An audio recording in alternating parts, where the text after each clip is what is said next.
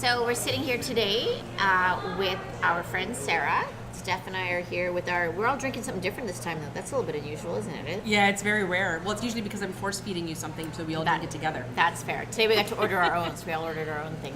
But we're sitting here at MIC with Sarah because we were talking about accessibility and travel and hospitality and eating out.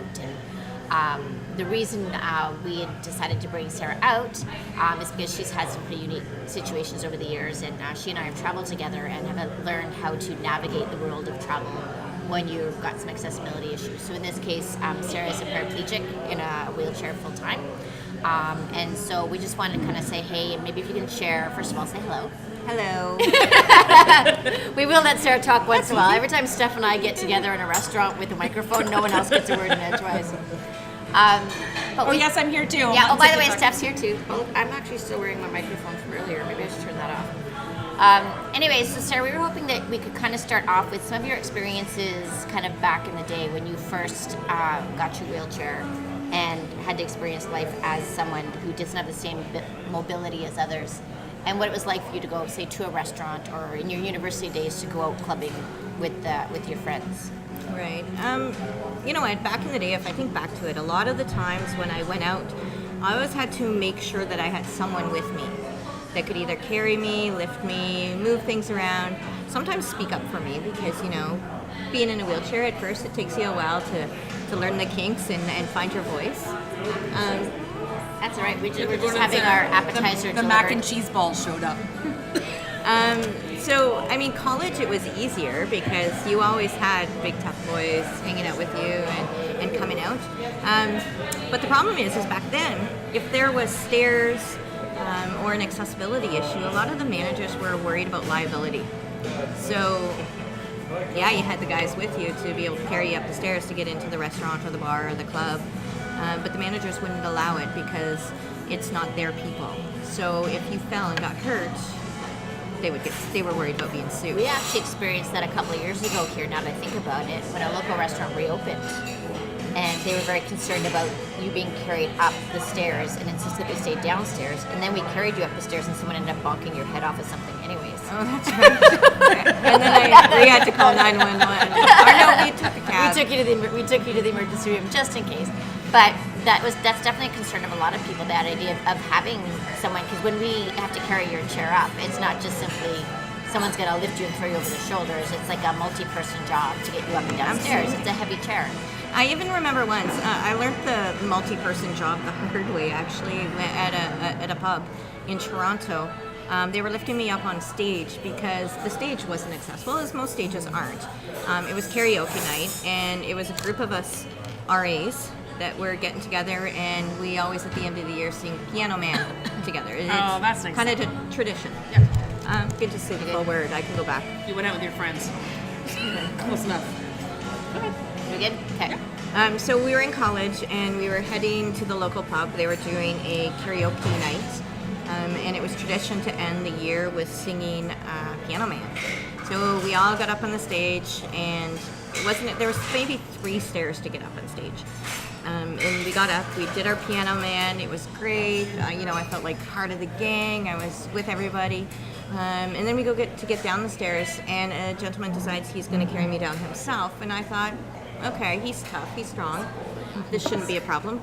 But instead of grabbing my wheelchair, he grabbed my wheels. So when he lifted me up, the wheels stayed still, but when the wheels stay still, the middle part of the wheelchair doesn't. It spins. And it spun, and I actually went face first into the stair. Yeah, that's not because good. back then, wheelchairs had seatbelts, and I had a seatbelt on, so I stayed in my chair all right. Oh, that's something. Yeah, but I actually had to go the next 3 weeks with this big lash across my forehead and explain to people it's backwards, upside down from the stairs that caused it.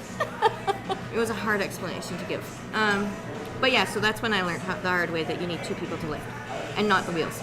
But college was always that. You always went places with people. So as much as they use that liability insurance, so the business owner might be thinking that wouldn't there be bouncers or other staff people there that, right? If that's their first claim, then get, no, liability. Okay, then can your guys do it? Because those businesses have liability insurance. Absolutely, but the thing was that it was up to them whether they wanted to or not. Okay. And a lot of them said no because they were worried. Lawsuits were big back then, right? If you're talking the early 2000s. Well, and even then, I mean, whether it's their staff doing it or her friends carrying it, if anything, her friends are better equipped because they know where to grab and how to, well, now they know where to grab and how to do it in a way that when Cynthia's there, she shows them where. But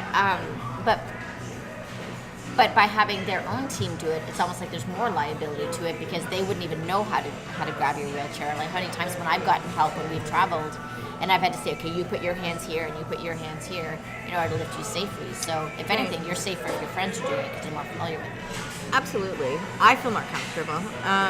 And I'm not going to sue my friends, but I wouldn't sue businesses anyways. Like, I mean, it's a really, unless they did something maliciously, that's a lot different. But people are trying to help.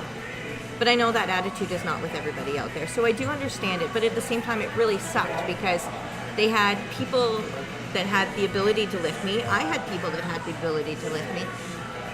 But they were more worried about a lawsuit than excluding me from something that should be offered to everyone. So it was frustrating back then. You know, it was hard, but at the same time, it was the way it was. And you just had to deal What's with it. one handicapped girl? Okay, we're not getting her $5 for her water anyways, because handicapped Right. people don't drink. Well, and that's the attitude, right? Well, it's again we're going past, and where Stephanie's eyes just got like the size of saucers. I'm like, her? well, already obviously saw. not Sarah. You could actually see, if you were here earlier, when our server came by and asked us if we wanted water, if you saw the eye roll that Sarah gave her, that I understand that water would not be her go-to. Your body's made up of 70% water. Why do I need to put more in? I'm good. I'm good. So that's restaurant. You didn't do a lot of traveling? I did when do you a were lot younger, of travel did you? back then, actually, because I was in a car accident. So I'm paraplegic because of a car accident that wasn't our fault. So because of that, we had an insurance company involved. It was back in no-fault insurance, but they stayed involved with me for 10 years. And Northern Ontario has really grown right now in the sense that we have a lot of more medical things accessible to us. But we didn't back then. And we're talking mid-90s, late 90s. So I used to have to go to Toronto to get everything done medically. So I flew all the time with the insurance company instead of putting me in a car because that was more liability for them. This L word Holy keeps cow. coming up. I have a great story actually about liability and accessibility with my work Oh, okay. and travel. Okay. Anyways, but so they used to fly me all the time. So I flew a lot back in the 90s. And it was crazy back then. They had like all sorts of wild equipment to get you on the plane. We called it the Pope Mobile because it was this massive thing. They would put you on it in the airport and you would sit on it and it was this glass encased building and you'd be on a tiny chair that I could like, I swear to God, I was flossing. It was so tiny. And I was tiny. I was like, 110 pounds and barely sat in the chair, but they strap you in like they're going to throw you out of the plane. And they put you in this thing, and they drive you all the way down the runway to the plane, and then it lifts up. It was quite a production. But they got me on the plane. And they usually had to put me in the back way. Not quite in Like the the cargo. rear doors. Not, back yeah, of the but bus. the rear doors. Yeah. And they would put me in that way. So I used to fly a lot back then. It has changed a lot. A lot. Travel is so much easier now and so No more much Pope more. Mobile? No more Pope Mobile. The only thing that's a problem now is communicating from the airplane to the airport on there's somebody in a wheelchair Yes. coming. Please be ready. Because I've been stuck on planes in the last 2 years. I've been stuck on a plane anywhere from 5 minutes to 45 minutes while they try and get a chair to take me off. There was an extended time when you were with your family that you were stuck. Yeah, and we missed the plane because they forgot to get the chair to take me off. And then, so we messaged, the airport said, we're coming, get the chair ready before we even took off. The airplane messaged them while flying because we were tight on getting our next flight. And then when we got there and they still weren't ready, the steward got off and asked them to get it. And I still was another 30 minutes on the plane, and we ended up missing our flight from Toronto to Newfoundland. And they had to fly us then to Ottawa to get to Newfoundland that night. And my kids ended up being awake for 24 hours. I mean, they made up for it. They gave us like we ate for free for like 12 hours at the airport and Wow, that is all that stuff. But it was crazy just to get me off the plane. And then I said, can't I just get on the floor and butt crawl off the plane? Because you have my chair right at the bottom of the stairs. It's there. It would literally take me 3 minutes Yeah. to get off this plane. And I do this all the time. I've just got on the floor. They'll grab my legs. I'll get to the stairs. I'll pop in my chair. We're off the plane. And they couldn't because of liability. Wow, it's going to be this hashtag liability issues. I was just looking for the video because now to get you on and off the plane, there's two different options that I've seen. One is the mini chair that you were talking about, and the other one is like the stair climber thing. Yeah, Porter has a stair climber that they don't just push a button and the chair actually climbs the stairs. It is like for the you. coolest thing ever. I wonder if that's what it was then, because on the Porter flight that I just took a couple weeks ago, there was flight attendant was going up and down the aisle because there's two people that they already were either warned or told that they might need a wheelchair, and they were like, one of them was a senior, I guess, who has difficulty walking or whatever, but they were walking back and forth and kind of checking with people. And it's funny, all the ones that they checked that thought they needed wheelchairs, they all said no. Really? Yeah, it was worried about that. So why would they think that Some you people, needed... some people though that have walking issues, because of the issues getting off the plane, they will use the wheelchair to get on the Yeah. plane because they get boarded first, and there's a lot of room that nobody else is on the plane. Yeah. And I'm not saying they're cheating the system because they actually need it, Yep. but they can still kind of walk. So they use the wheelchair to get on the plane and get boarded on first, and they have that space. But then to get off, they get off on their own because they don't want to wait for the escort off the plane. And for Okay. some people as well, too, going upstairs is a different experience than going downstairs. That Oh, I'm the difficulty, that makes right. sense. So there's that as well too. Because, And- I mean, accessibility is a broad issue, right? There's so many people that need accessibility. Are we talking wheelchair accessibility? Are we talking, spatial accessibility? Are we talking about having just aids to help walk? But people who have There's like so many lung different issues issues. or asthma or COPD who can't walk long distances, so they need accessibility kind of Absolutely. adaptive. Blah, blah, blah. Accessibility, adaptive things. I can't. There's no word. Anyways, Things. Amazing. yeah. See, I'm so eloquent. That's the technical term. This is why I'm a podcast co-host, because I'm so eloquent. So now moving into kind of one of the other reasons why I thought it'd be fun to speak specifically with Sarah, other than the fact that she is a fantastic advocate. We're splitting it. So our food is coming, so we're just kind of chatting separately. Oh my. Oh, that's fine. Can we get an actual plate? Yeah. Thank you. So the other reason I wanted to have Sarah on is because she and I have personally traveled extensively together, internationally and domestically, and there's some really great and scary and fun and cool things that we've learned and experienced because we've had to find ways to adapt to the fact that Sarah's in a wheelchair. And I know that Stephanie talked a little bit in the introduction about the AODA and the fact that there are standards that are required of people, Thank you. of businesses, specifically hotels and restaurants and the like, to offer certain accommodations for people who are mobility issues. And I think we've pretty much done everything we can to test these modifications that people have made all over the world. And so can you maybe share, and I'm sure I'll put my 2 cents in because I often do, but can you maybe share some of your experiences of traveling and what some of the challenges were and how you kind of figured out how to overcome them or how to work around them? Sorry, are you talking about pre-AODA or post? I think at this point we're during or post AODA. So like the more recent stories. Some of the more recent stories. Well, I mean, it depends on what we're talking about. Like, because everybody seems to be at a different level accessibility-wise. Like, if you think about, let's talk about restaurants. Okay. So you go to restaurants, and a lot of times now, if it's anybody that's had newer modifications or just being built now, accessibility is pretty darn good. There's a lot of little issues that people don't think of, but you have to really put it in perspective of where we were and where we are now. And they have to plan ahead. If you're going to spend all the money on a new build, knowing that there's changes in regulations that are coming up, you're not going to want to have to pay for those retrofits and all the other changes later. Exactly. It's smart to do it. Do it at the time.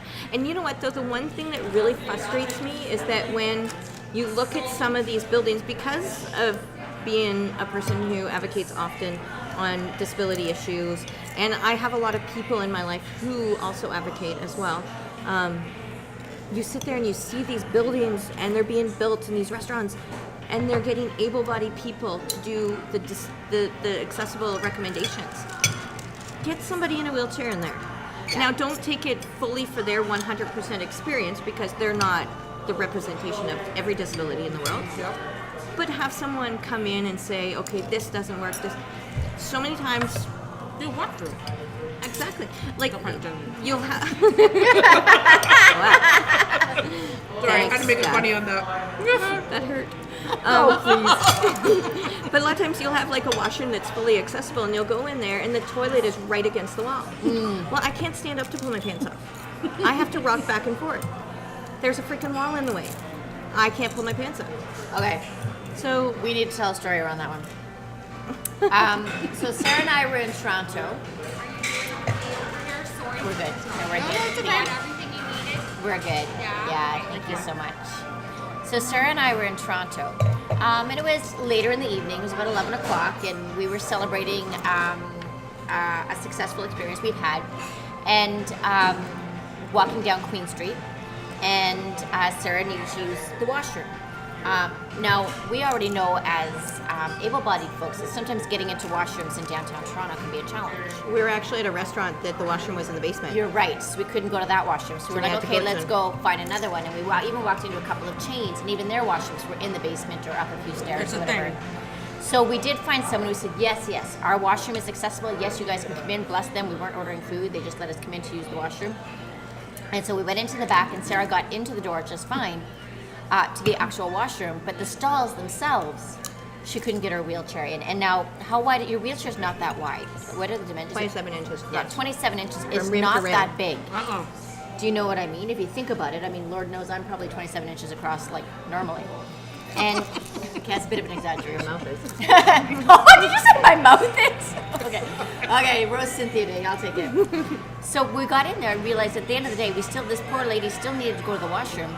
And then we had to try and get her from her chair onto the toilet, with her not being able to go through the stall. Long story short, we both ended up on the floor laughing. I don't know how she didn't pee on me that night. But we had a really good sense of humor about it. At the end of the day, it was actually quite a physically trying situation of me trying to lift her and her having to deal with the Took us about a half indignity an of hour being just for me to lifted. pee. Absolutely.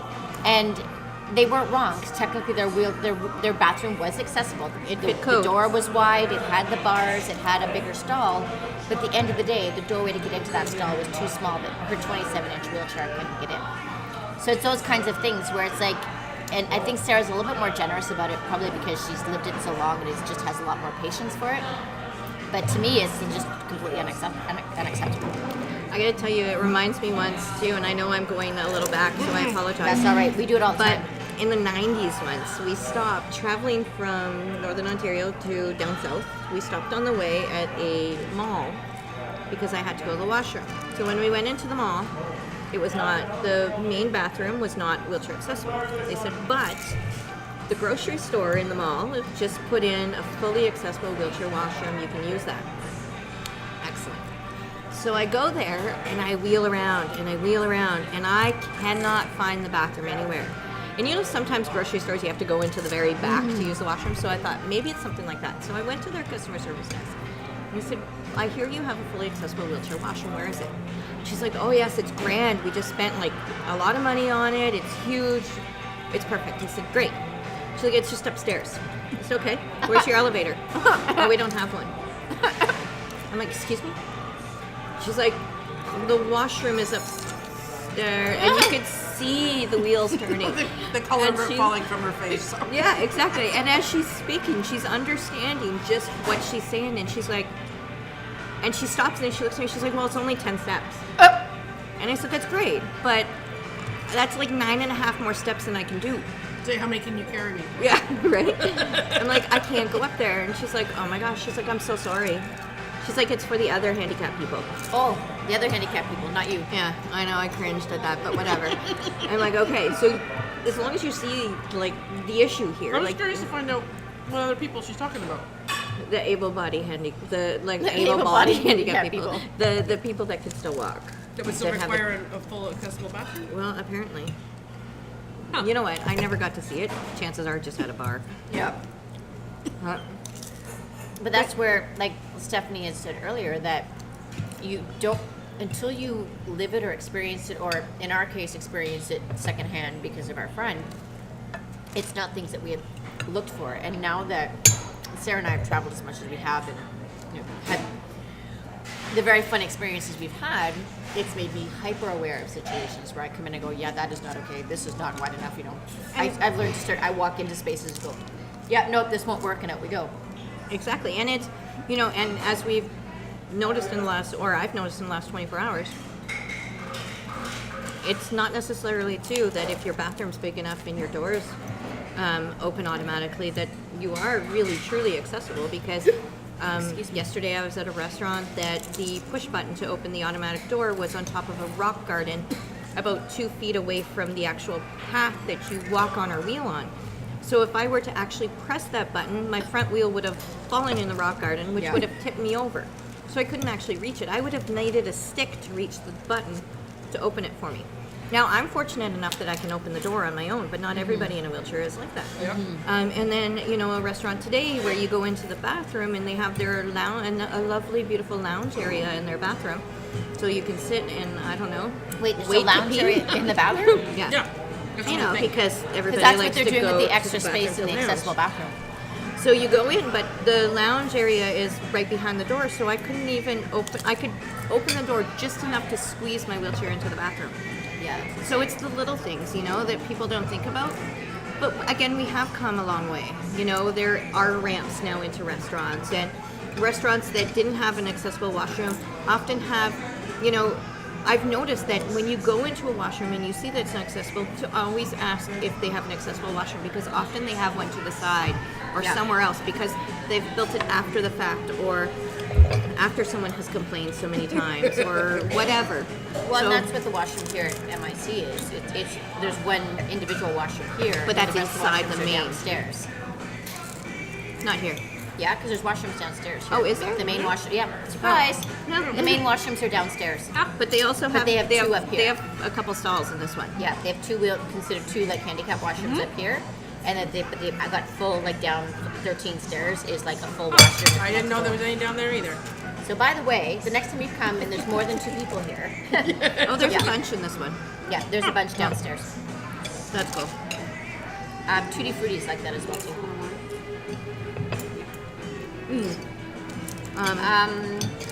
Travel wise, so you had said that things were different before compared to now. So, flying is great. They have chairs where you get right from your wheelchair onto the chair right at the plane, which saves a lot of time and money. And you're not in like a little handicap parade going across the runway. You actually get in the chair and go up. Sorry, I'm having visuals. I know, every time I was in the Pope Mobile, I wanted to wave like the Queen. Make them kiss my ring. You have to find a jiffy for Mobile. You know I will. So, even some airlines like Porter, you don't have to wait till the people come that can actually lift you. Because as I get older and I eat more cookies and ice cream, I'm a little bit heavier. So, you can't Yes, have these people she that is are... heavy. Trust me. Got your back. Bite me. So, you don't have to wait till the people that can lift you come. You can have these young stewards come, and it's an electric one. So when you sit on it, they just push a button, and the chair actually climbs the stairs for them. So all they have to do is keep me tilted, so I don't fall out of the chair. That's that new one. That one's cool. And that's fantastic, and it's quick and efficient, and you're in, you're out, and it's really creepy that the chair you're sitting on walks better than you down the stairs. That freaks me out because it's like I'm trusting an object to take me down the stairs. But once you get over that, it's fantastic. It's so much better.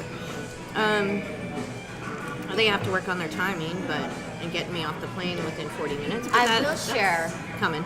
So again, we've traveled quite a bit together, and the last time I traveled with my husband, the Dominican, it's a very different experience because when you and I travel together, you're always brought to the side and allowed to say check and say through customs and through security. They tend to bring you to another line, so there's either Oh, I less get in people, really quick. less people. She's not waiting in a lineup when you've got like 150 people all around you at customs, and she's like this little head at everyone's butt. And those people are going to be freaky. You know, so we've had very positive experiences in that regard of people recognizing that you wouldn't be comfortable standing in that line with people's bums all around you and getting you into the side and getting you through places quickly and stuff. And I find air travel in that regard has been really positive. They have been. Absolutely, and everybody's so willing to help. Sorry, I have a mouthful of spaghetti right now. Give me 1 second.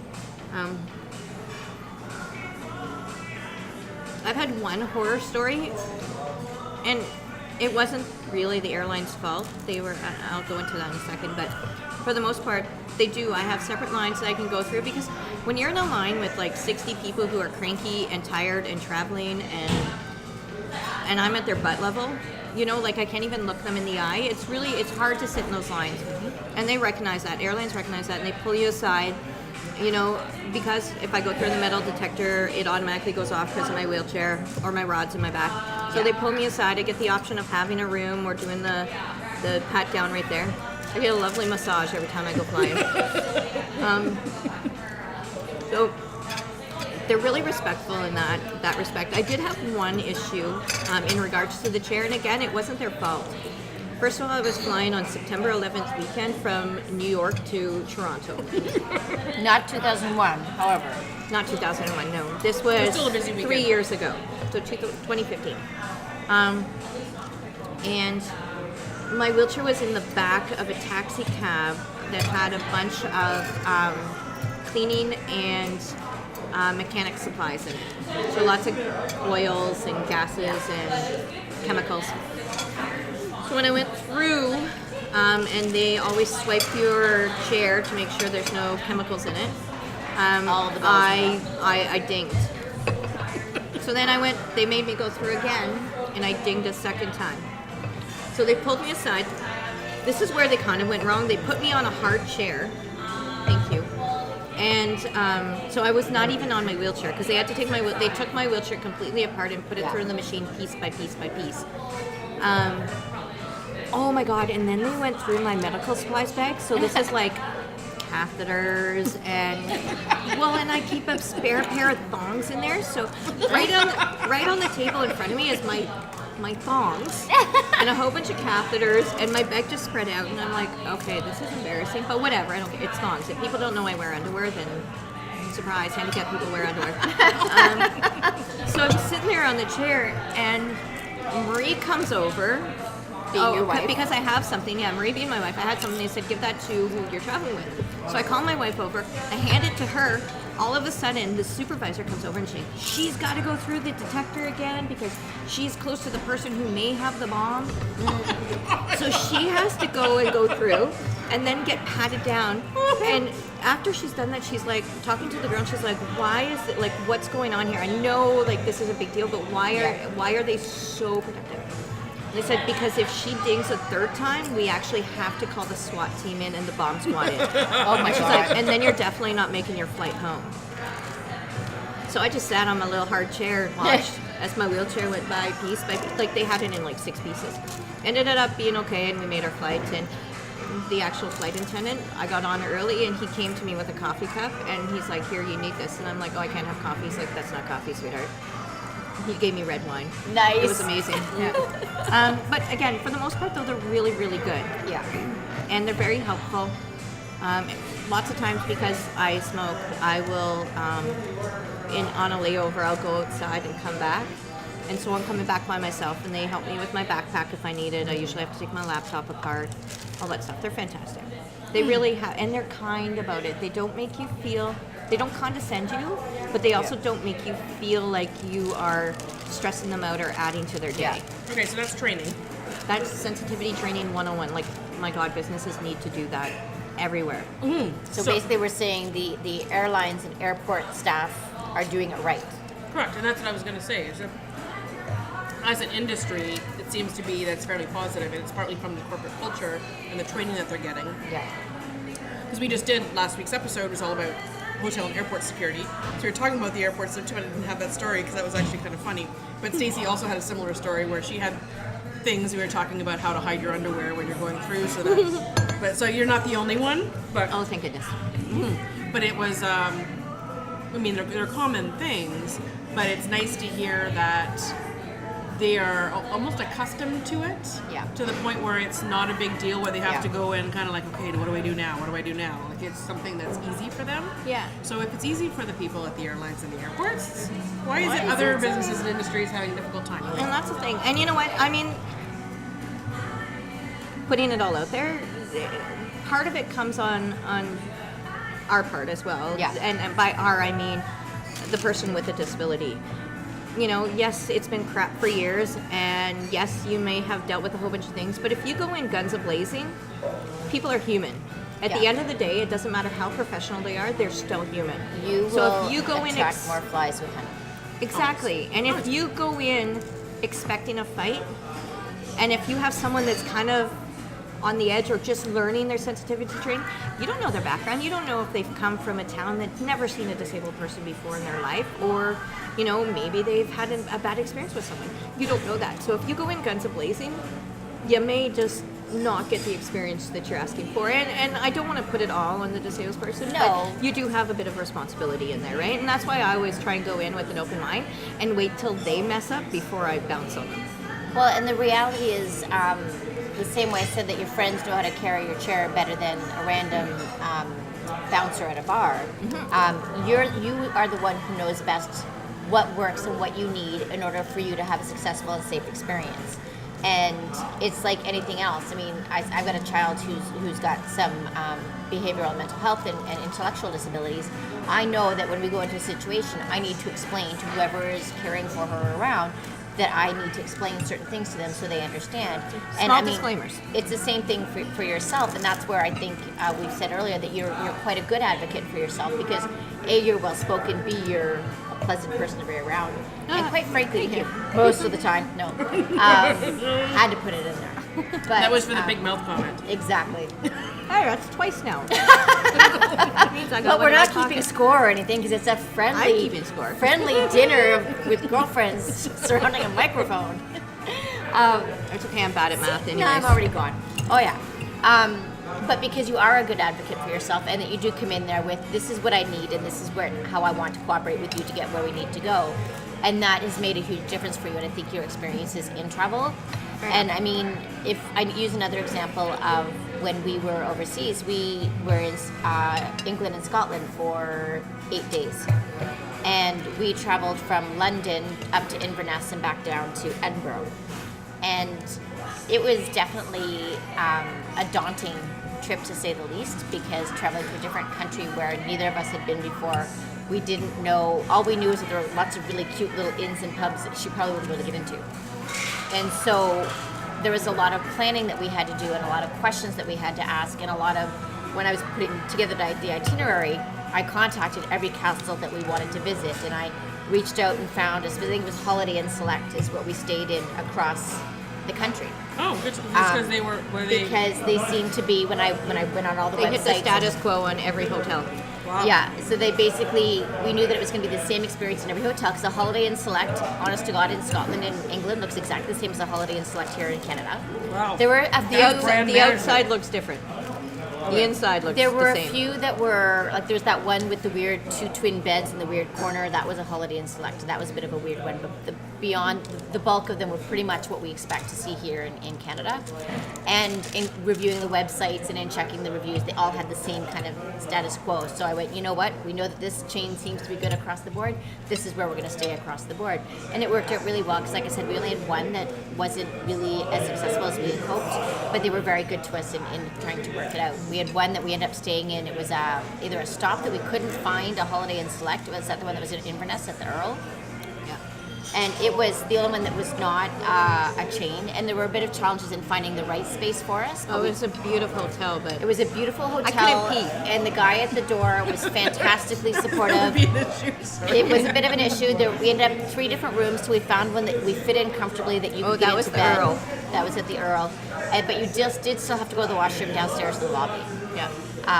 Which, was one of those, okay, fine, at the end of the day, at least we found a room. And again, the man opened 3 or 4 rooms for us before we found the right one that would be Oh, good. he was very accommodating.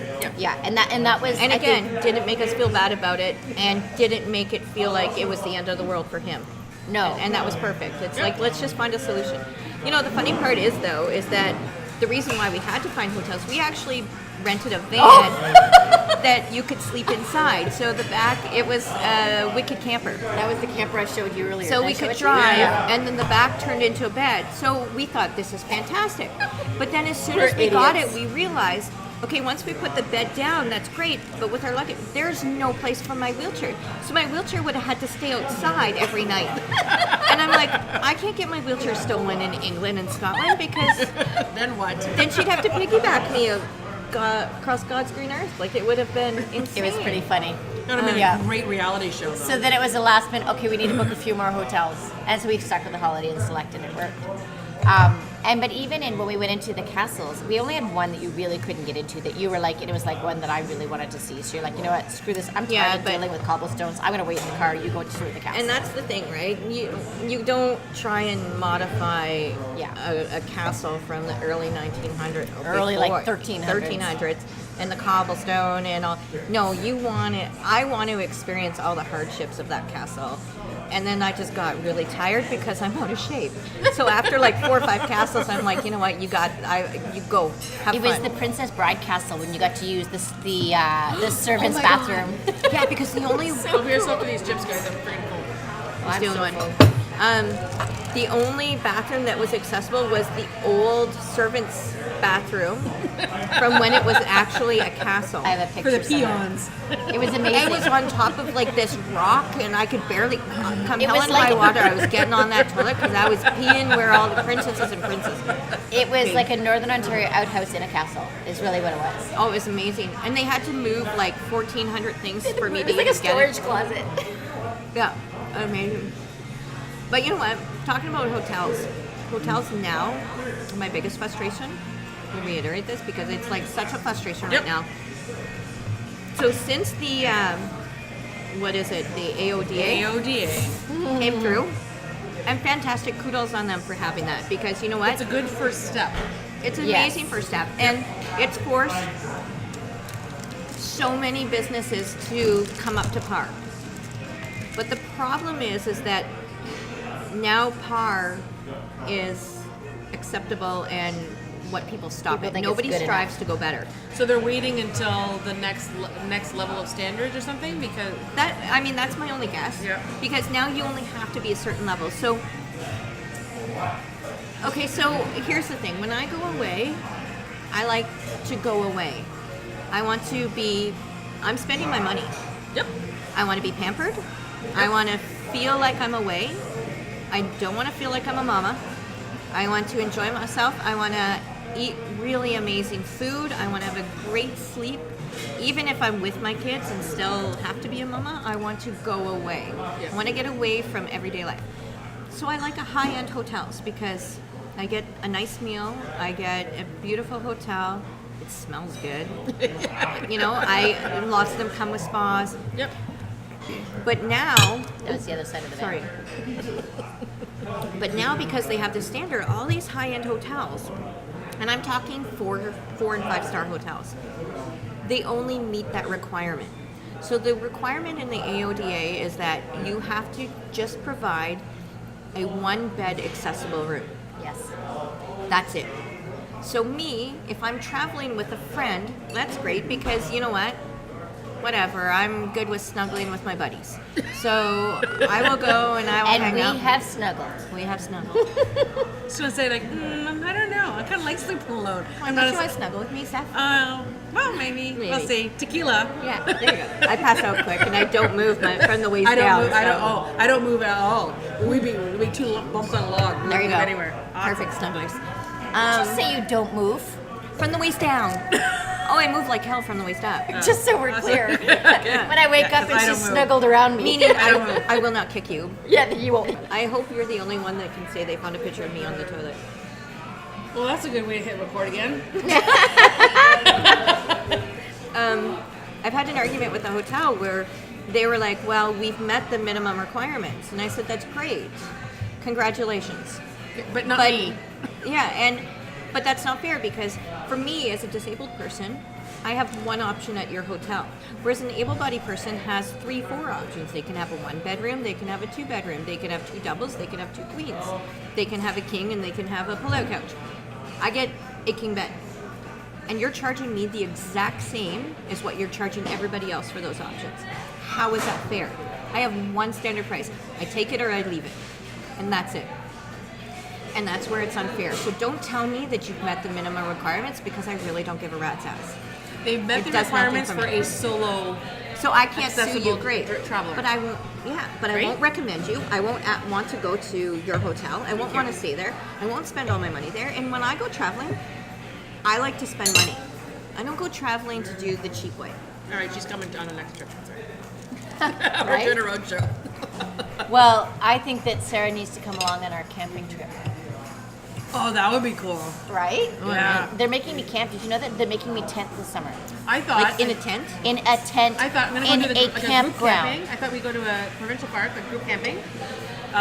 We'll get up into tents. It doesn't have to be just co-host, right? We'll bring Norm and like we'll bring the significant others and a bunch Are of you us. And we'll crazy? There's build no way Mark wants to come and be in a tent with me. No, we're not. And build it, and we'll build a bring fire. Sarah. We'll build fires, and we'll cook all these kind of cool foods, and I'll do right. Like so, it's kind of like yeah. And then Will there be because a we're s'mores camping, day? we can do s'mores, and I can make little spideys out of the Oh, to the hot dog wieners. You know what the best thing And about I can camping? do mountain pies. I can do all kinds of fun things. I want to go camping with a chef. You know what the best thing about going in the wilderness with a person in a wheelchair? If a bear comes, they say all you have to do is outrun your slowest friend.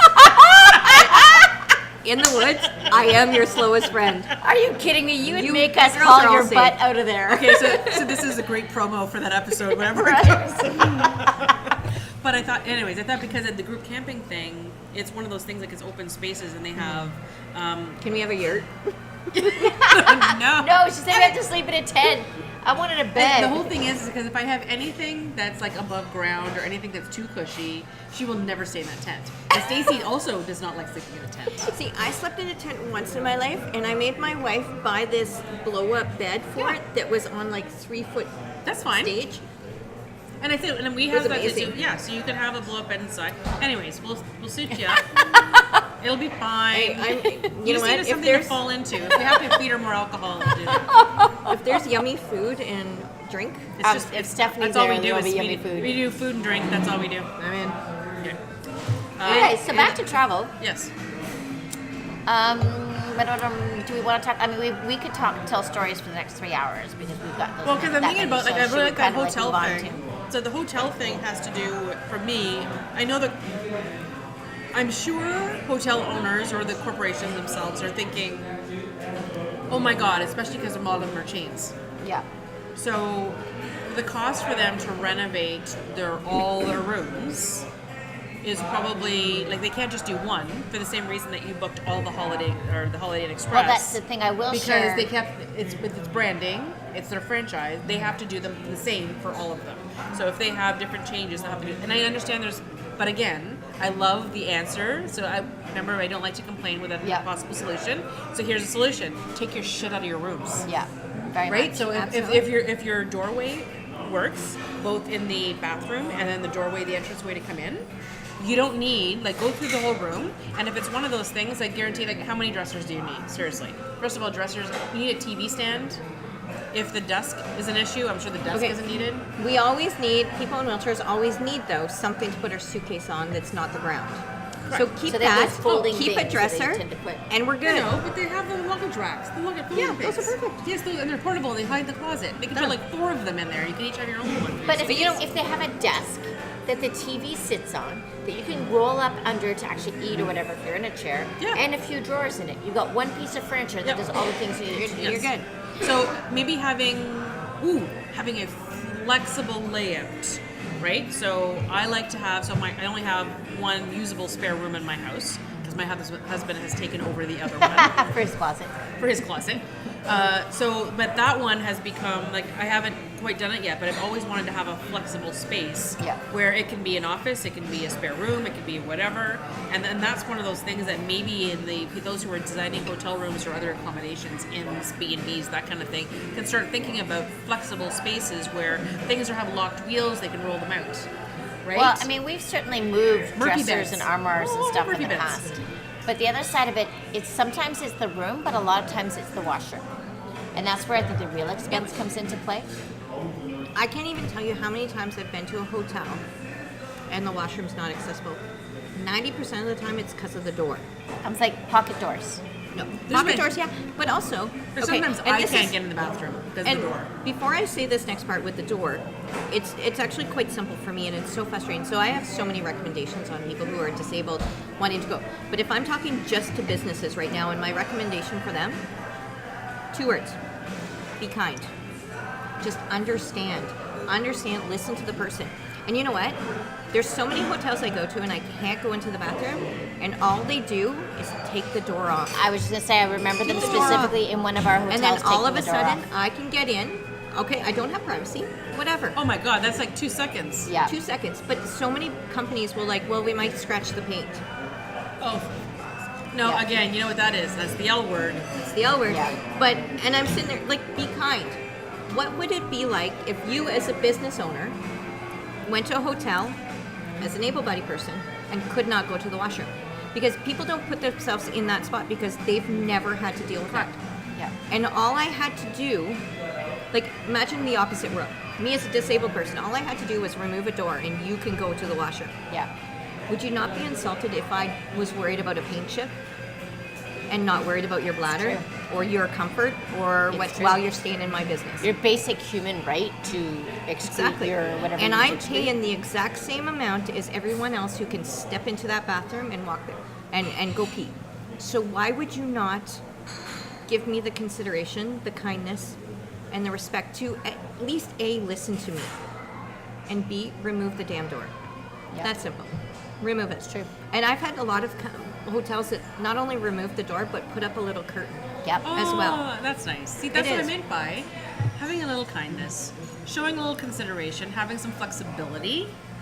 And again, it may have to do with that sensitivity training, because again, like most other industries, because I was having conversations with somebody about that earlier today, where they don't feel empowered.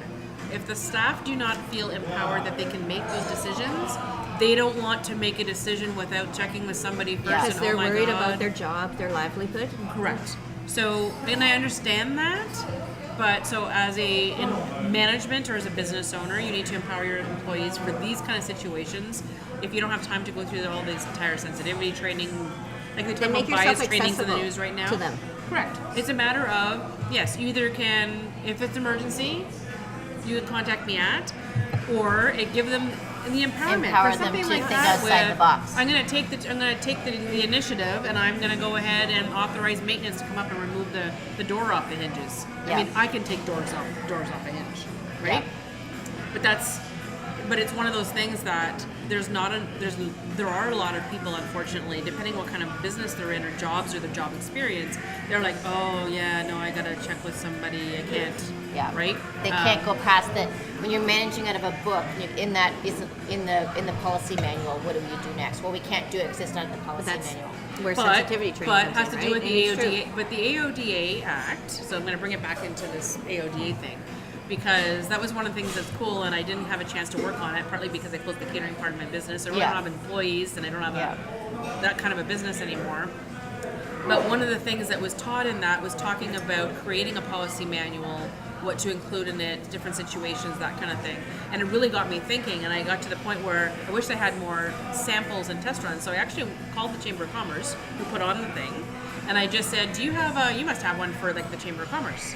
She said, yeah, we have our own guide. I went, was it terrible for me to ask for a copy of it and then I can edit and add and stuff? And she said, of course. Oh, nice. So they emailed it to me. So then I took that and I edited some sections in it so that I would have templates for not just a manual that I can share with the clients, but I always had it on the catering website so that anybody else who was coming to our website can actually see what Amazing. our policy and stuff was. But those were all things that seemed to be part of, I don't know if I was just too early. Remember I said the AODA guidelines are gradual, right? Yeah. So I don't know if maybe I was jumping ahead a little bit, but I thought if I'm going to go through all this trouble and take the training and learn this stuff, I'm going to include it immediately. Now that I have it, especially because I had like something to start with, and I had a template, and I created little forms and signs, right, talking about signage at places that if someone's asking questions, here's what you do, and if my staff weren't sure, here's the procedures for doing things, but I mean, I always kind of picked and choose. I mean, I had a lot of luck with staff where I empowered them to make those decisions. Meaning wise, they don't have to come and check with me every 2 seconds on things. It was, here's the goal of the situation, and that has to do with event planning, right? Event management. It's our goal is to make sure our client and their guests are happy and that everything's going according to plan. If you go ahead and have to change something, do something, whatever else, that's going to make them happy, unless it's costing me thousands of dollars, or you think that, okay, there might be a dollar value that I have to worry about, do it. Make those changes, move something. All right, like pull chairs out of something, move tables. I actually have an example of that with you. Oh, okay. With a cooking class I took with you. Oh, okay. In a place that wasn't your own. Yes. And I mean, most of the tables were up high, and the bathroom was a supply closet. Do you remember that? I remember that. Uh-huh. And you instantly, it was actually one of my first experiences with you. I didn't know you that well then. I knew you a little bit. I think we got into a but- few as well. You were hugging Alex on the way out. That's what's he's huggable. Yeah, but that's because there was wine at dinner. and he's cute. And he's cute. He is. I remember this. I class. knew you. I knew Yep, you. Like, yep. we weren't as close as we are. Yep. And I remember you had this extra section where I was still part of the group. I was very much On part the of the group. counter. And usually, when I have my own section that is accessible to me, I'm separated a bit. So I love that. I was like right with the gang. It was one of your prep areas or something that you made mine. Yep. And then I had to go to the bathroom, and you instantly went in there. There was no issue. There was no making me feel bad. You were just like, As you pulled shit give out me so that she 2 could go to the minutes. washroom. We got this. You're all good. It's perfect. But it was one of those things that I checked, to be fully honest, is that when you first asked us, told me that you wanted to come to class, and I said, yeah, sure, it shouldn't be a problem. It's standard retail business. I knew they had double doors in the front. I was thinking all these things ahead. And then it was, okay, I did the walkthrough. I mean, joke around about using the term walkthrough, but that's what I did. Yeah. I went through the door and I went, oh, okay, because retail stores have a tendency to have They do. Narrow right? aisles. And they got to put more stuff in. So just beforehand, I pulled everything away that I could safely without damaging anything, so that there was an easy path in, easy path out, and then I did the same thing in the bathroom. Because I mean, yes, there was But in other your stuff bathroom, though, I remember actually now that you say this, you had cleared it out. And between when you cleared it out and when the class actually started, somebody had put more storage Put stuff stuff in there. back in there. Oh, see, I did not know that. Yeah, and you just went in and you're like, that's easy. And you just pulled it out, and it was that simple. And you know what? Like, I was part of the group. I didn't feel like the handicapped girl that needed the extra attention at all. And it was quick and it was easy, and that's what businesses need to do. But I They think just that's need to make it simple. But I think it also has to do with the fact, and maybe it's, I don't know. I always credit my mother with this. It's because my mother's worked a lot with kids with disabilities. She was one of those school bus monitors. She did it for years. She's just comfortable with it. So, but it was always one of those things that I never want to make someone feel Yeah. different than, and I always did that with my businesses, and I think that's one of those things that I'm always teaching other people who are going into business for themselves is to you don't want someone to feel different and stand out with stuff. And yes, we're all going to do drinks, and we're all going to do selfies, and we're all going to do whatever, and okay, so yeah, some things may have to change a little bit, right? We'll move some things around or whatever, and Well, I think it comes down to as well too when you talk about your recruitment strategy as well within your business. Because when I went to expand last year, I wanted to expand 2 years ago, but I needed to find those right people who could make those judgment calls and make those decisions and not have to provide them with a policy and procedure manual. Because like you say, when it comes to events, you can't plan for every possible nope. situation that you're going to experience. And so not only is it empowering them and saying, yes, you can, like in our business, it's as long as it's not illegal or it's not Oh, going I forgot to mention the illegal Yeah. part. as long as it's not illegal or no one's going to get hurt, then go ahead and we'll figure it out after. And for me, it was finding those people who could make those decisions on the spot and trust those decisions and be responsible in those decisions as well too. And I think that not enough businesses are empowering because they're giving them the book and saying, this is the book you follow and that's it. And so they're not hiring people We're not who giving them can a book think at that all. way. Fair enough. I mean, and restaurants are a whole other ball game, but a lot of it has to do with because most restaurant employees are transient to a certain extent, as in they come and go from one place to another, and because there's such high turnover in that business, you end up getting a lot of people who may have been mistrained at another place, or another place they were told like they can't do anything without getting permission for something. So I think they're losing that feeling of empowerment and engagement and connecting with customers and guests, And thinking outside the box and just doing something. Yeah, and I mean, and as much as they think like someone likes to have control, it's usually someone who's got control issues. He needs to have control of everything. And it's funny. Well, no, I can't say that because I need to have. I'm like, can I just say all three of us around this table have control issues? That's why I just paused and said, wait a minute. Full No, disclosure. I have control issues. Maybe I control who has But we control. bring people in who we trust, and then we are able to let go in that regard because we have controlled who is in that position in order to make. There we those go. decisions. That's what it is. 'Cause it's the same with you. Like Sarah has empowered me in a lot of cases to advocate for her or get things done because we've learned and established that trust. So when I go into a space and I say, okay, we need to make sure this is a space that's safe for her, she knows because she's basically beat it into me as to what I need, what she needs. And so now she can empower me to go and do that for her. She doesn't need to go back and check. It's okay, if Cynthia checked it, I'm good. Fair enough? Absolutely.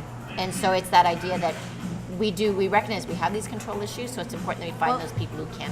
And going on Act the way we that, need. like when we went after England and Scotland, 3 weeks later we went to California. Yeah, we had a really rough life that year. Yeah. Yeah, 2015 was a good year. Well, but I said to her, or no, I didn't even say to her. I asked She you. messaged me and she's like, so I booked our hotel and I booked this and I booked that. And it was really nice because for the first time, because we traveled so much at that point, you don't have to ask questions. I'm just like, okay. That's all I had to do was say, okay. Because I know that she's looking for the same stuff that I'm looking for. So I didn't have to double check. I didn't have to ask, well, did you do this? Did you check that? I didn't. I just got to say, okay. Oh, I want one of those. Cynthia, would you Yeah. mind? Okay, I gotta share my favorite LA story. We have a few favorite LA stories, but one of my favorite LA stories is my favorite thing about traveling is going to the ocean. Because we live in Northern Ontario, the ocean is not close. And We I can't had just drive to it. never, ever, ever touched the ocean. And so that's awesome. my big thing is that the first thing I want to do when I get off the plane, forget checking in the hotel, I need to go from the airport to the ocean. And it's right close to LAX. Exactly. And Sarah even noticed when I got to the ocean, you could literally see my stress level go away and me calm down and whatever. And California and Malibu and Santa Venice Monica, I go every year. At that point, that was my third year in a row. I love that space. But again, And so I had parts said I to don't Sarah, experience. and she'd said, well, I've never actually been on the beach. And I'm like, well, what do you mean? She's like, I've never touched the ocean. And I was like, okay, wheelchair or not, you can't go to the ocean without putting a body part in the ocean and being on the beach. Yeah. I envisioned her like caveman, like grabbing my by the hair and saying, "Woman, come!" and pulling me right to the water. And I was actually okay with that because it's something. So before we left, I did a lot of research. I was pretty sure, and I must be remembering a boardwalk from when I lived in Australia, where there was actually it was like a dock, not a dock, but it was Florida like has one of those. a wooden kind of walkway that takes you all the way out to the water so that you could literally wheel up. And I kept looking for this in LA, and the only place I could find something was at Marina Del Rey.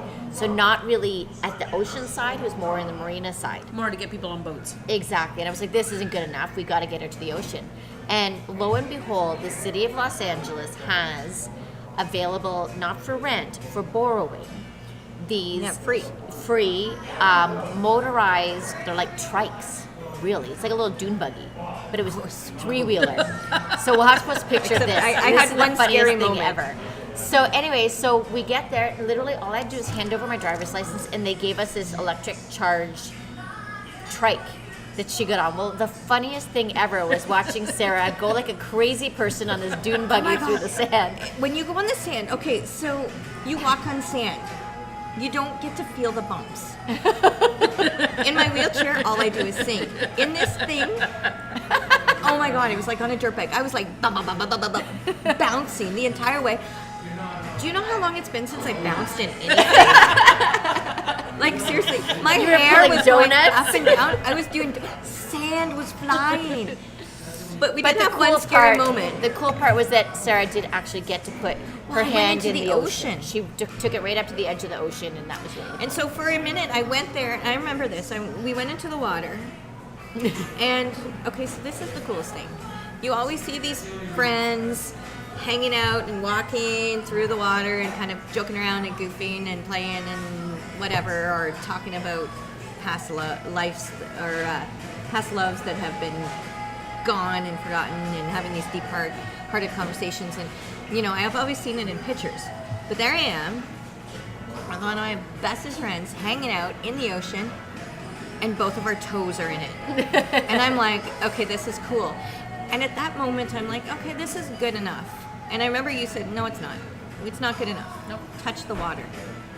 And I'm Because like, she I couldn't can't do feel the that. water at that point, right? Right, Because it was on because her I toes. She can't feel her Oh, toes. And that's I'm a right. complete paraplegic, so I'd have no sensation from the waist down. So I didn't feel it.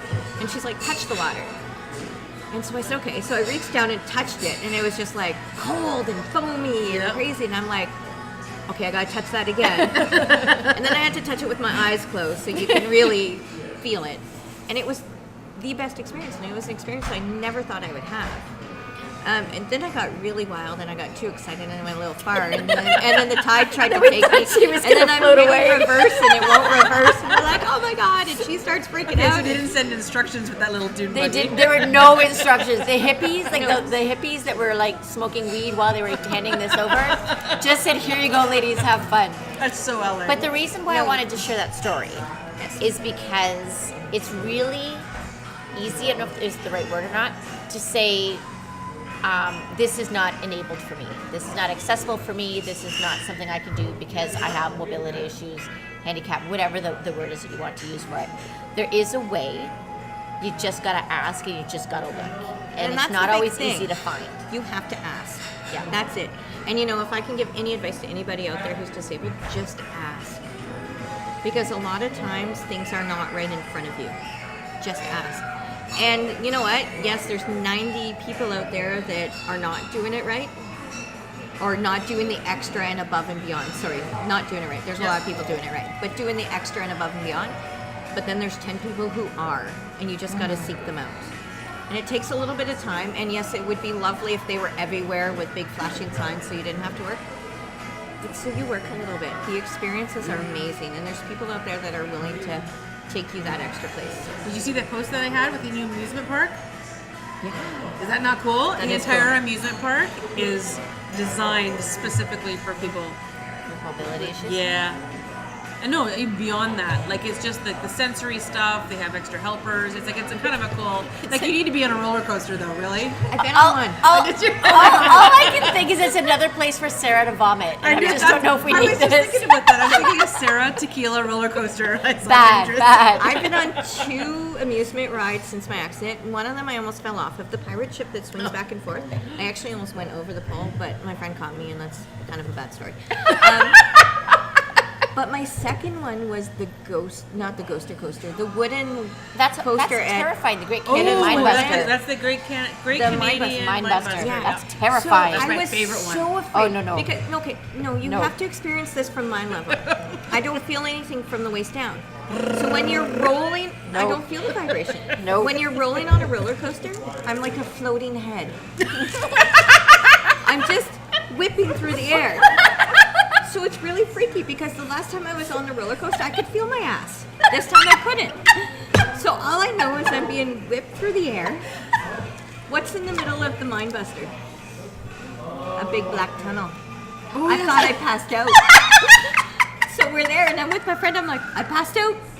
She's like, no, you didn't. I said, I can't see anything. Oh my God, it's dark. She's like, you like, I didn't can pass still out. hear you. Yeah. She's like, we're talking. And then boom, it was light, and I'm like, okay, I'm good. But I swore to God, because I'm like this floating head going through, and all of a sudden black and silence, because everybody shuts up in the tunnel. Why do you not scream in a tunnel? Tell me, able-bodied people, you I guys don't are know. supposed to scream in a tunnel. I screamed the entire You guys thing. shut up in a tunnel. So that Oh was my it. God, that's funny. Thought I was gonna die that day. We need a moment as we clean our mascara off from crying. So nonetheless, I have not tried a roller coaster since then, although it's on my current bucket list. Did you just say the word? Yeah. Oh yeah, we're now I eating. didn't give her the E. It wasn't me. It wasn't me. Cynthia's so proud of herself because she's kept it clean till now. Now she's realized that she's gonna let her rip. I'm so sorry. No, it's, that's amazing. No, we have no rules on our show. I told you, it's always me that gets us on the explicit rating, so it's kind of nice when someone else does. And that's why we're friends. No. The show's premise is for the information. Yeah. Right? Everything else is secondary. So, we talked about that. We talked about the hotel. We talked about airlines. We talked about. Let's go a little bit more into restaurants. Please. Because I'm just thinking about design and stuff. Because you eat out a lot. Like I eat out a lot. I do. Yeah. I like. I food. thought I ate out a lot. You're like right up there. So, besides the bathrooms, are there other things when it comes to design? Okay, Cynthia's putting. That's funny. I wasn't expecting Cynthia to put up her hand so quickly. But there must be. Is there other things that people don't when they're designing restaurants, cafes, bistros, whatever, food service places, that they're not taking into consideration because they figure as long as I have the entrance and the bathroom done, I'm good to go. Booths. What? Booths. Oh yeah, I don't like booths. I either. love booths. I do. I I love don't booths. like I want that cushy kind of feeling on my bum, and I want to be able to spread a little bit. But man spread. And spread. But some of the challenges we've had is if a lot of times you can transfer into a booth. Yep. But God forbid if you want to sit on the end of a booth, is always a drama Yep. because the space in between isn't wide enough. And so if she wants to sit on the end of the booth because if for whatever reason she can't transfer, if the table to bench ratio isn't right or whatever, Yeah. we can't put her on the end. Okay, I have to. My first comment is so high chairs are okay. Well, that's the thing, right? I'm not disagreeing with you. Sorry. Anyways, that was just my very But that's first the instinct. thing. I was like, what do you mean not put at the end of the booth? There's always things at the end of a booth. Wheelchairs are not okay. First of all, it's a safety feature for the waitress. But the other thing that really bothers me about booths is if I transfer, my wheelchair has to go about Because they 10 won't let us feet put the away. wheelchair at the end of the booth. I'm not either. allowed to keep my wheelchair anywhere near. So if I have to go, I'm paraplegic sometimes, and I like wine. And Oh, we beer know. and And tequila. then that's why we're friends. So I'm sitting there and I'm having a few glasses of wine, and I'm talking, and I'm not thinking. All of a sudden, crap! I have to pee, and I have to pee now. I have to get someone to find my wheelchair that's tucked in the corner, 30 feet away, because Let it alone has to flagging be. someone down. Yeah. Because it's so far away, and I'm like, it's not cool. It's not cool at all. I mean, it's like, I know this isn't with hospital, but movie theaters. If I transfer into a seat, my chair has to go way Yeah. at the bottom because it's a fire hazard. So if it's a fire hazard, I'm not allowed to get out. I have to wait till everyone goes because my chair is way down there. So everybody has to go, come get my chair. It's the same thing with the restaurant. If there's a fire, it's like, my wheelchair can't be there because it's a safety hazard. Fire breaks out in a restaurant, I can't get to my chair. It's way over there. Okay, so And I'm it's just so thinking frustrating. design issues. Do we set up accessible spaces within a restaurant We're where seeing wheelchairs more can of- have we're seeing more of parking it in- spots? Yeah. I love the idea of parking spots. We're seeing more I'm of it making air in quotes for fast food restaurants where you'll see they've got most of the tables have like the chairs that are attached to the tables, but you'll see some that have the chairs that we moved. I mean, Yep. unfortunately, it's got this big ass wheelchair on the top of the table, so it says look at me, look at exactly. This is only where disabled people can sit, which is not. I feel awesome. really handicapped when I sit at those But that's spots. what I mean. I mean, so maybe we don't need to have that big I wheelchair understand on. I get the where they're idea coming behind from. it, Yeah. correct, just because people, if you don't do that, But having those available, or even like I've seen in some newer picnicking areas, where you'll see they've got the picnic tables where the bench only goes 2/3 of the way, Yeah, I thought and that then was there's so open cool. space in the end. And being able to, here's the thing, if you're going to have something with a big wheelchair sign, that's fine. But don't make me stick to that. If I want to go to the one next that doesn't have the big wheelchair sign, it's going to be okay. Yeah. You're going to be okay. Yes. I'm making this choice. Just because it has a wheelchair on it. correct. It's not the fact that you have to sit there. It is we're trying to get other people not to sit there, so we always have a space Right. available for you. Absolutely. And I think that's the misunderstanding of what that message is supposed to be for, right? Yeah. Yeah. So I think it's the same thing with bathrooms. Correct me if I'm wrong. Like if there's nobody in the bathroom, you're not going to get fined for going in the one that's wheelchair accessible. And you know what? I don't mind. Okay, if the bathroom is big, I'm going to address this. I know, for I one want second. to Yeah, in a this, public this space. is a good one. Yeah. Because if I'm going into a bathroom and you as an able-bodied person come out of the wheelchair accessible washroom and every other stall is busy, you're good. Yes. Because you needed it. It's a bathroom. Correct. If every other stall is Thank empty, you. get out. Yeah. Get out. Because I've been into places where there's lineups, right? There's Yeah. big events, right? There's big long lineups, and the ladies' bathroom's the worst, right? There's Yeah. always long lineups. And I remember I went into one of the handicap stalls, and I had this lady giving me a dirty look on the way out, and I went, okay, But all the other ones are full. yeah, and there's nobody else here. I would happily give it up for somebody else who needed it, Yeah. but it's sitting there empty, Yeah, and the I lineup's agree. going around the corner. And if you're there, if the wheelchair accessible bathroom opens up and I'm right behind you, I'm next, let me have it. Well, Because you're going to wait. Any other situation, take the bathroom. It's a bathroom. You know what I mean? Like, I don't get that.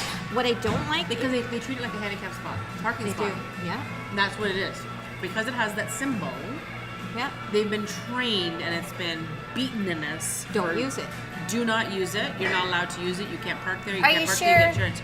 Don't get me started on handicap parking spots. No, but that's, I know. Don't get me started Yeah. either. However, But yeah, that's a use different it. episode. But Yeah. that's what I'm getting at. It's one of those things that's been ingrained in us for Yeah. so And long. I get that. And you know what? And I appreciate that. As a Yep. disabled person, I appreciate that. But at the same time, we're all women first. Yeah. And if you have to pee and that's the only stall open, Damn wine. take it. Yeah. Take it. I I'm just not need to gonna be say that you insulted. said as a disabled person. I went, you're disabled? It actually, like with, oh, wait, oh yeah, that's what that, okay, never mind. Yeah, that's why she needs that thing. Oh, okay. I just too lazy. Yeah. But the one thing, I have a cousin that uses the wheelchair accessible washroom all the time to poop because it's more spacious. She and needs more comfy. space. And she actually looks at me and she's My like, thought is, what is she I doing don't in care there? if you need it. And I'm sitting there thinking, if you have to go to the bathroom, though, you can hold it. If I have to go to the bathroom, I can't. So that's not fair. Sorry, I'm just Poop in a squishy My thought washroom. was, is it because she doesn't want someone to hear her? She doesn't want someone to smell her. It My doesn't matter. thought It's is, all the same thing there's- because you're in the same space. There's a little product called Poopery. Oh, what's my favorite? Yes. I always ask every business to have it in their any bathroom, the public bathrooms, whatever. You can get little portable ones you can take with you. But yes, the whole idea. I also agree. I will never use the first bathroom on the way into a place. Right to bathroom, right? You want to go at least 2 to 3 out, Right? Yeah. Right? So And then you it's never like, wanna- where's that smell from? I don't know. However, you never want to go and take the last one, and I think that's part of the issue because sometimes they always put the accessible one at the end. Always. And my rule is I never go into the one that's at the end of the row because that's the one that all Everyone the people goes to poo in. when they have an issue, They go to. right? They have digestive issues. They always go to the one at the end. Interesting. Do you know there's You're gonna look at those now when you go to the bath. You're all gonna look at those. Well, now. I laugh You know because there's- I've got digestive issues and I've never thought of it that way. But no, I two definitely don't kinds want to go in that of one. wheelchair accessible bathrooms. In No. the States, if you go to the States, they have two kinds. They have a wheelchair accessible bathroom and they have a disabled bathroom. And the disabled bathroom is the door opens and it's long but it's straight. Okay. And those are people with walkers, with walking issues, and they have things. And then they have the fully accessible. Oh, interesting. Like you go to places like Disney, Universal Studios, all the big places in the States, they have the double bathrooms. Wow. You don't know That would be nice to have in Canada. Because then the secondary one doesn't look like a wheelchair washroom. So you can sneak in there and poop all you want. Okay, we're having some people with pooping issues. So I have one more issue with restaurants Yes. and accessibility Yes. that drives me nuts. In my favorite restaurant in the town that I live in, and it's not the only one, the bar. Because when you go to a nice restaurant and they're busy, and this restaurant is always busy, and there's usually a 20 to 30 minute wait, the bar It's 3 steps up. 3 steps up, and if you're lucky enough to get someone to lift you up there, it's all high tables. Yeah. So I can't even see It's a them. restaurant that you I and I feel go like to a quite a bit, too. 12-year-old ordering a beer. It's so true. And that's frustrating because, you know what, if you're going to do that, fine. Get a portable ramp. and make it known that you have one. Put a sign up saying, if you want upstairs and need help, we Yeah, have a let us know. ramp. Yeah. That's it.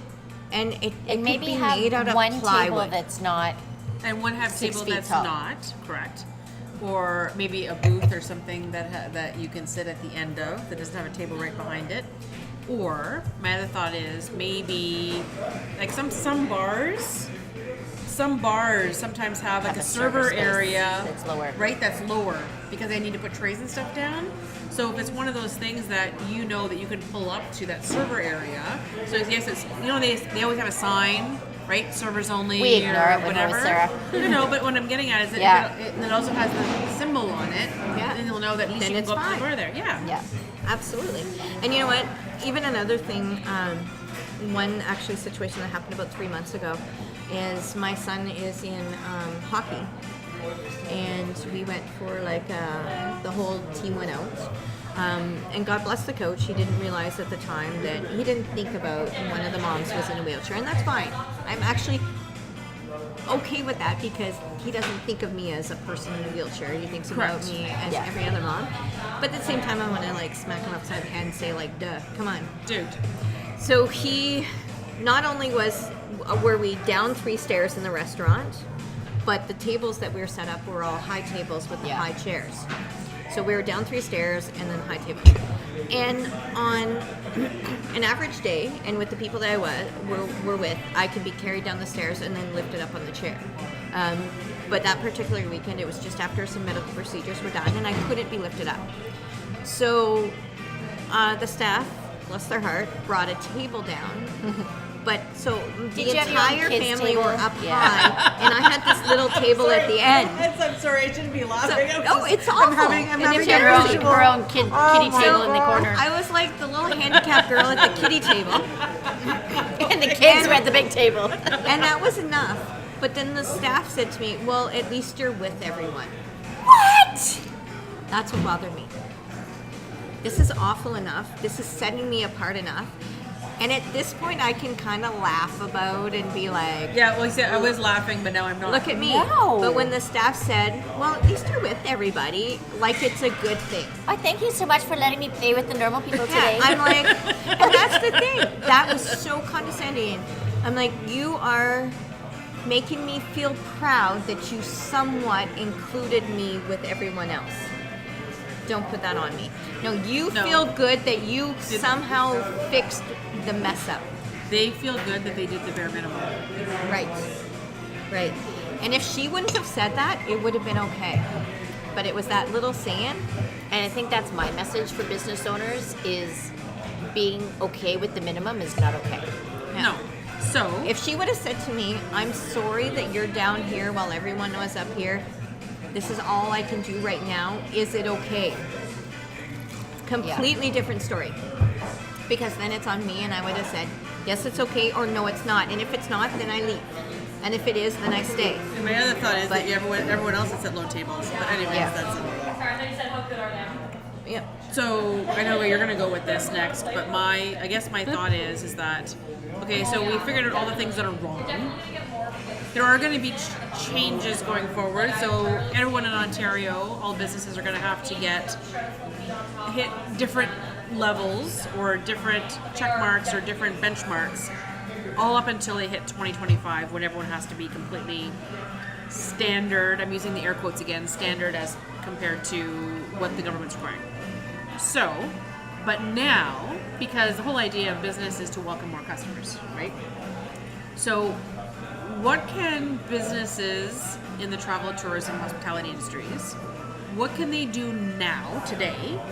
What are some easy wins? So, quick things that they can do, change, add, subtract, whatever, to their business to make things easier, and that they don't have to wait till that next red flag day where that, oh my god, they have to do stuff. Well, the That'll number make one things thing that more Sarah has accessible. said is empower people. Empower your team to do what they need to do in the moment. Or at least listen. Sometimes they can't fix it. Yeah. But listen. and give some options. Say, oh, I can't do that, but I can do this, this, and this. And then I have the choice of saying, no, that's not good enough, But that's still empowering. The fact It's that somebody, empowering because Yeah. it's putting it on me and what I can accept, and it's giving me options. And you're listening. You're not just saying, no, you don't fit the mold, so I can't do it. page 3 says. Exactly. Yeah. So exactly what you said, Cynthia. Yes. You know, and then there are some funds available through the government to do some smaller projects. So, like, we're seeing a lot more ramps are happening to get into spaces. So What's again, that new that's a big company step. that's making the ramps here locally? Access to all. Yeah, access to all. That's that's cool. So And that's here's an the thing. initiative to start. Okay, so one of my favorite restaurants in town has a step to get in. You know what?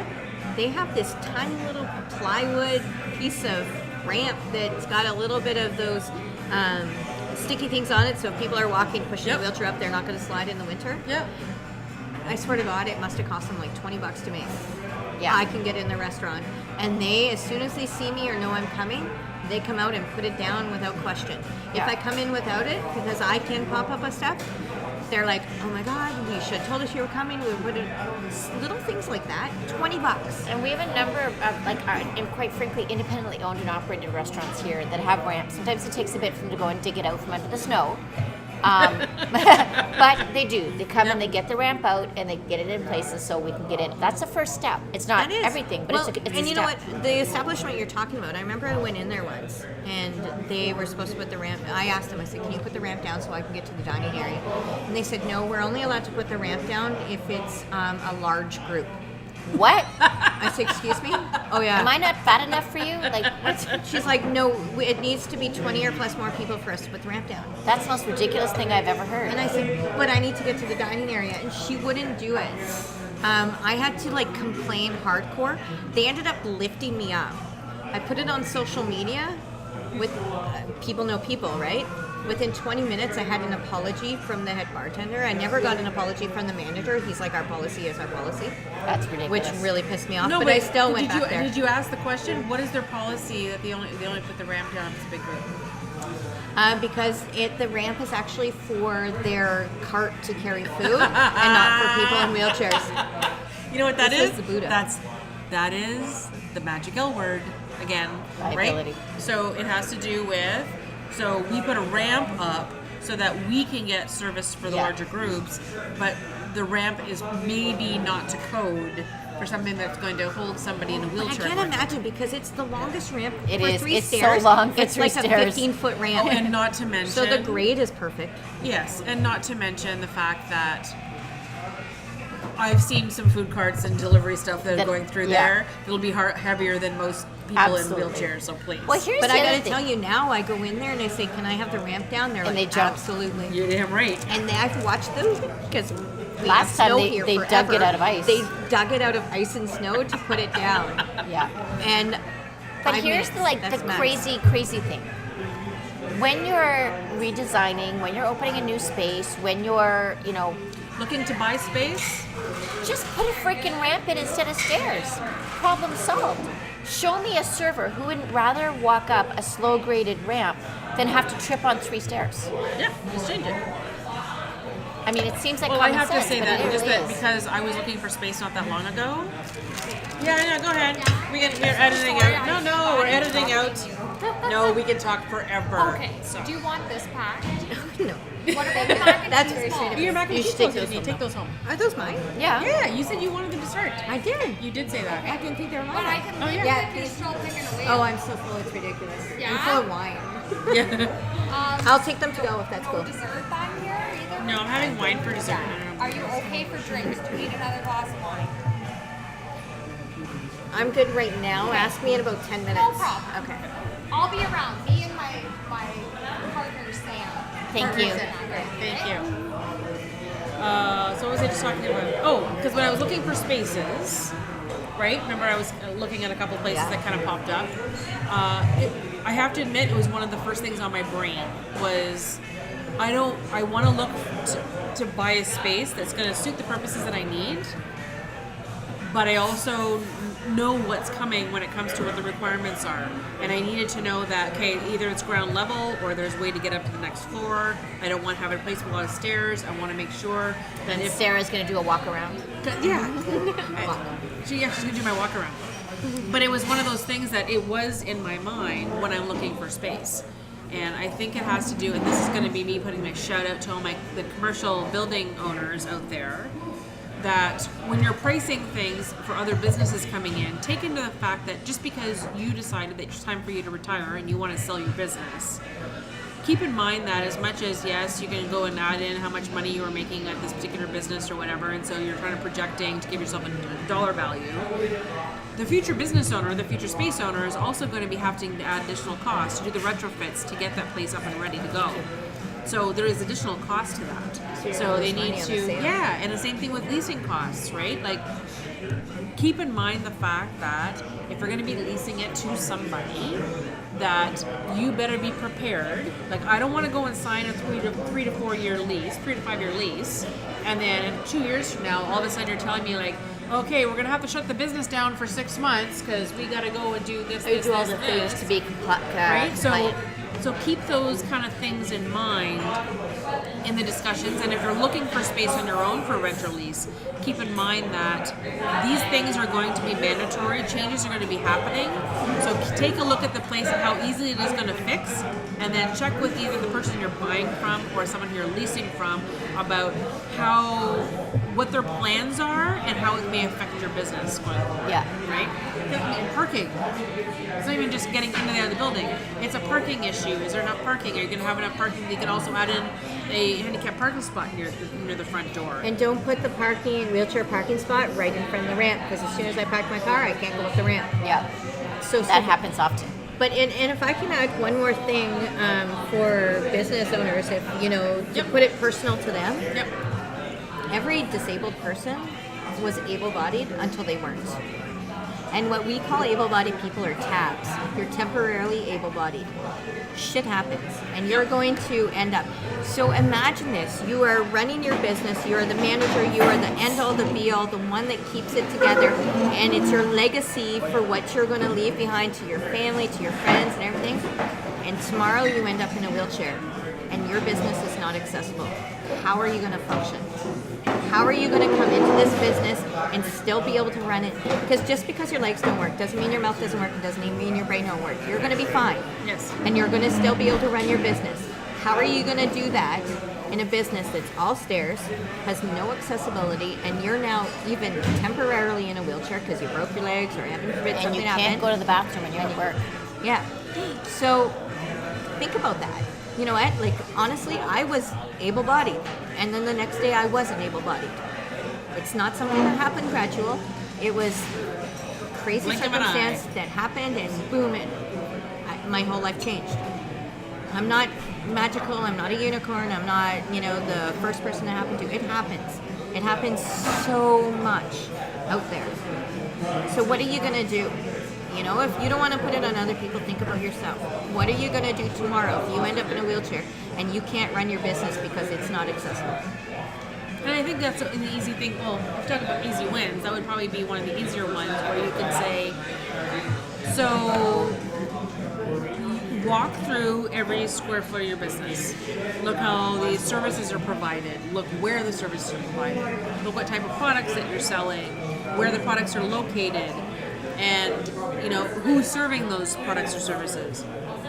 And by even just simply doing a walk around or a walkthrough, you can probably find a lot of things. As I become more aware of it myself, I'm noticing things that I never noticed before. How about the big handicap bathrooms where you're sitting on the toilet and the toilet paper's on the opposite wall 5 feet away? Yeah. Or they're on the back of the door. Yeah, that happens a lot. I can't reach it. Sorry, I just laugh because it happens to me, and I am. And you can get up and squat and make it happen. Sarah can't. But You just have to wipe your leg after. Too much? but that's the whole thing is that, I have to commend, and I don't know if it's done all the time, but I said our own mayor did last week for Accessibility Week, where he spent time, or I don't know if he spent 24 hours, I think, in a wheelchair. Spent 6. Spent 6 hours. But that's okay. That's 6 more than most mayors do. Correct. So, but the fact that he did that enough to, I'm hoping, open up his eyes a little bit as to, oh, this is not so easy. Oh, I can't reach this. Oh, I can't access this space. You know what I used to do when I was in college? So I was an RA, a resident assistant, like a Dawn. Depends on where you are, is what they call it. We used to do a program every year for all the RAs across Ontario, and I used to stick them all in wheelchairs and throw nickels on the floor and say, pick it up. And that's all I did. Or, sorry, I did a second thing. I put a tray of like a drink and food and said, wheel it across. And it was those simple things that people don't realize. It's a small. Try and pick a nickel up off the floor. Yep. You know, I go ass over tea kettle half the time. I'm just like, forget the nickel. I'd be looking at it going, yeah, no, that can stay there. Yeah. But you know, it's right. It's a simple thing. So go in your establishment, put yourself in a wheelchair, go around your establishment, see what it's like, try it out. Yeah. What do you like? And look at right now, we're in a pub or in the bar part of a restaurant, and they have the high chairs, but we also have several low tables. Yeah. Yes. You don't understand how many restaurants have a pub part or a bar part. They don't have this. Well, that was one of this those is amazing. discussions. So, I mean, I don't know if we went into detail about this at the beginning of the show, but it was we were messaging back and forth. So where Yeah, are I we was going? going to say we should really shout out to MIC because that's where we are here in Sudbury. Yeah. Because when we went through all the restaurants and Sarah finally went, you know what, it's really the only one we've discussed that's fully accessible. That she can use the washroom, she can get in here comfortably, she can sit in the bar area, and it's rare. The other one that you were choosing for, deciding between, it is accessible, and the bathroom is accessible, except there's 3 steps to get in from the inside, and if I go in from the outside, it's a direct go in, but I have to go up a really steep hill outside. Yeah. So I can't do that. So I have to go in through the hotel to get up. There's 3 stairs, so I have to get their attention to get a ramp. But the problem is I have to get in the restaurant To get their attention. to get their attention to get the ramp. But I can't get in the restaurant because I need the ramp. So it's like a catch-22. So I can only go there. Yes, it's accessible if I'm not alone. Or you have to call ahead. Or you call ahead. Yeah, call ahead. So I guess it's one of those things that Which is still okay. It's better than most places. And then the But other it place, still isn't the other enough. place we were considering is the place with that bar with the 3 steps with the high tables and booths that you can't sit on the end of. So there's like 4 tables in the space that she could sit at, and they were right in the middle of everything else. So Yeah. we're like, it's accessible, but whereas this one was by far the most. But you know what? It's 2018. 2017, good enough is okay. 2018, good enough's not okay anymore. like raise your game. Yeah. You know, be inclusive. You know, I that word is so dangerous to me because it's so hard to include everybody with everybody's disability, with everybody. But it's really not, because as long as you're open to accommodating what people's needs are, you're going to be okay. And it's not going to be perfect, but it's going to be okay. And I think that might be part of the hesitation, because something just went off of me, where it's a hesitation on, if I do this, then I have to do this, I have to do this, I have to do this, and it might be too big of a project, too much of this, too much of And this. this is why I said, when you said, what can they do now? I'm like, start with a ramp. It's a start. Yeah. It's not perfect. It's not ideal. I mean, the other 2 places we considered have a ramp. Is it inconvenient? Yes, but at least it's there. It's a start. Yep. They have washrooms that are accessible, that are big enough and open Yep. enough for people to get in. So there's these little steps. But if you don't start at all, you're never going to. Empower your staff at whatever industry that they're in to kind of make some small decisions when necessary, and give them those empowerment things about where, if it's not illegal, I forgot to mention that part, thank you for referring You're to welcome. that. It's not illegal and you won't Just get because you hurt. work for me doesn't mean you can do illegal shit. So do illegal stuff. So don't do just as long as it's not illegal, doesn't hurt anybody, whatever else. Like, just do it. So things like removing the doors off the hinges, right? Moving tables around in a space, right, without having to wait for someone to ask permission. And you know, the other thing that, you know, I don't know how to put this politically correct, so it's just going to Just come go out for it. and you're just going to have to deal Do with it. There's a big idea out there too that disabled people are on disability pensions all the time. And you know what? Yeah, you're right. Sometimes that's true. But there's a lot of people out there in wheelchairs that have a lot of money to spend. Yeah. And you know what? The one thing I've learned in life is experience it and take every second by the balls and enjoy it. So you know what? If I have extra money, I'm going to blow my money on fantastic and lovely pampering things. I have money to spend. You know, I was in an accident. I have money to spend. People, not all disabled people are limited cash. So you know what? You might be turning away because you don't want to go that extra step or you're worried. You might be turning away someone who's going to spend a lot of money at your establishment just because you look at them and see them in a wheelchair and automatically think charity case or on disability, doesn't have a lot of money. Sometimes they think, you know, we're grumpy, we have a chip on our shoulder against the world because we're in. But there are a lot of that's people all like your making stereotypes that you're putting into somebody. And you know what? Bottom line, you're running a business, you want money. There's a lot of us out there that are in wheelchairs that have a lot of money to spend. And if you show us a little bit of kindness, we're willing to spend that. So In if your your establishment. business is actually very accessible, You're opening up a you whole might new be market. opening up a whole new market. Exactly. Because word will spread, right? Yeah. So if you happen to know somebody else who needs those facilities or someone's traveling in or whatever, We're going to recommend. you are going to recommend And we talk. places. I mean, come on. We're not like this handicap or us, but we talk. It's like a Facebook. Let me just be clear. Okay, Sarah says that, but we tease her because every time we see someone in a wheelchair, she usually knows them. I know, she always says, you know this person. And so she'll joke, she's like, do you know that person? I'm like, shut up, that's George. But look at how much money traveling we've spent. Ridiculous amounts. Absolutely. And we only spend it in places that either accommodate Yeah. or try to accommodate. We don't. Yeah. They don't even have to fully accommodate. Try to accommodate me, I'm happy. Yeah. And we've spent a lot of money at high-end businesses, high-end companies, and a lot of money at mom and pop shops. Yeah, it doesn't have to be, and I think that's one of the. Another glass, or are you done? I think that there's a lot of small businesses out there that may just assume that it's going to cost them too much money, or they can't afford right now to do the changes and things that are necessary for it. So I think things like the ramp, which are an easy one, empowering the staff and giving people permission to, and or this may be something same thing that we were mentioning. We joked around about it. Bringing somebody in To walk around. to do the walkthrough. Seriously. Yeah. I'm still calling it a walkthrough. I don't care if it's No, but it is. I mean, You know what? there are I'm people insulted out if there. people call it a roll through. This is my walk. Don't call it if you call it a roll through, I will correct you. But come on, it's my walkthrough. I don't think I've ever said, Please let's keep go it for up. a roll. If it makes you feel any better, just because at first I was hesitating, I have to admit that on the way here, and I was thinking about because I taped the intro and the outro before I left to come here, and I realized I was trying to think of a segue because I didn't know what we were talking about, and I was trying to think of a way to talk about what next week's episode was, which is about motorcycles. I went, well, speaking of wheels. Okay, I like that. And then I was hesitating in the car, going, is that going to be like tacky? No, that's awesome. So I thought, nah, it's fine. No, we know full well if there's one thing about Sarah, she's the first one to make the wheelchair joke in a room, so. Yeah. And I'm second. Can I say one thing though about businesses that I've experienced? You're talking about You this can and the vent for wheels and that. whatever- Yeah. Please stop patting us on the head. Seriously. That would go in that sensitivity training. Yeah. Hey, Somebody pats you on the head. Pat.